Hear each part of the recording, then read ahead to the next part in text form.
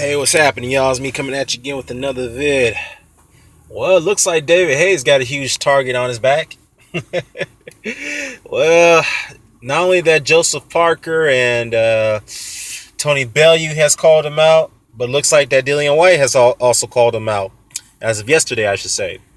Now, Dilian Whyte gave an interview with Boxing News 24, and he said that the reason why he would love to fight David Haye is because, one, he has noticed a significant slowdown with David Haye. He noticed he's not the same fighter as he was several years ago. He said here, quote, "Look, I have no problem facing David Haye. The Haye of now is not the same as the Haye of the years ago." Well, actually, this is from Sky Sports. I'm sorry. The article is from Boxing News 24 via Sky Sports.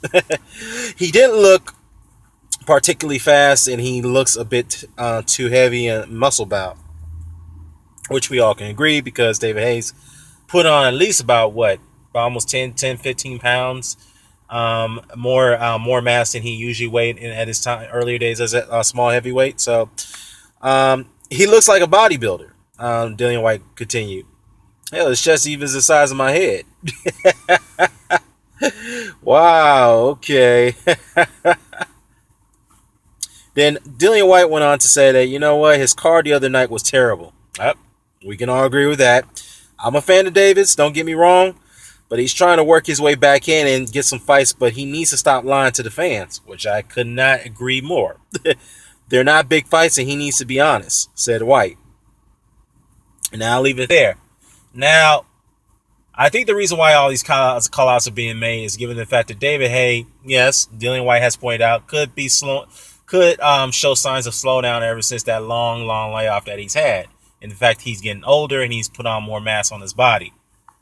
But also, given the fact, I think Dilian Whyte is being an opportunist here because he sees two things. One, that David Haye is still a cash cow to a degree.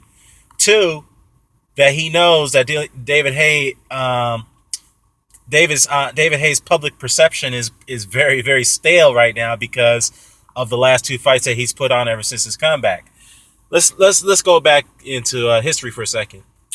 After the second Tyson Fury pullout back in 2013, David Haye has created an enormous backlash for doing that because he's not only done that once, he's done it twice at Fury, as I just mentioned. He's also did it to Manuel Char, and he also did it to Vitaly Klitschko back in 2009. So he's lost a lot of support due to those shenanigans, and everywhere he went, as far as giving interviews, as far as giving his critique on certain fights, people have laughed at him. They've condemned him as a laughingstock, given the fact that, people are saying, just paraphrasing that, look, what kind of credibility that you have, given the fact that you pulled out of big fights. Who should you tell a fighter not who to fight, who to fight and who not to fight? So ever since he's had that layoff, we all know he's had some, bit of financial troubles, whatnot, starting in Dubai. Well, I'm not going to get into all that. I'm not here to talk about the man's personal issues. But when he announced that he was going to return to boxing, hey, everybody, felt a little warmth. It's been years has gone since he had pulled out, he has, terribly pulled out of that Tyson Fury fight the second time around, wasted a whole year on Fury's career. People felt warmth, as I mentioned, and they felt, forgiving, because you have to understand it's part of human nature. Human beings tend to forgive after a long period of time. So yeah, it's been 3 years. People forgive him. The heavyweight division the heavyweight division scene is hot right now with a lot of prospects coming up. A lot of young champions are coming in. So yeah, it's a definitely open and hot division right now. We're getting knockouts, even though we're getting great fights. Given the fact that Deontay Wilder and the Alexander Povetkin fight was not only the biggest heavyweight fight this year thus far on paper, but also probably the biggest fight of the year. Now, based off that attention alone, what does that tell you about the heavyweight division? Even though it's negative attention, but it's getting attention based off the fact that this is a very hot division. I know that's another conversation. I'm getting off the point here. But my point is that when David Haye announced his return, he saw that opportunity. He said, you know what, there's a lot of guys coming in, particularly Anthony Joshua. There's a lot of, I could potentially make a lot of money here if I, go and get into this fray. And he promised the British public that once he returns, once he's looking forward to his return, he'll be fighting all the top contenders. That's what he said.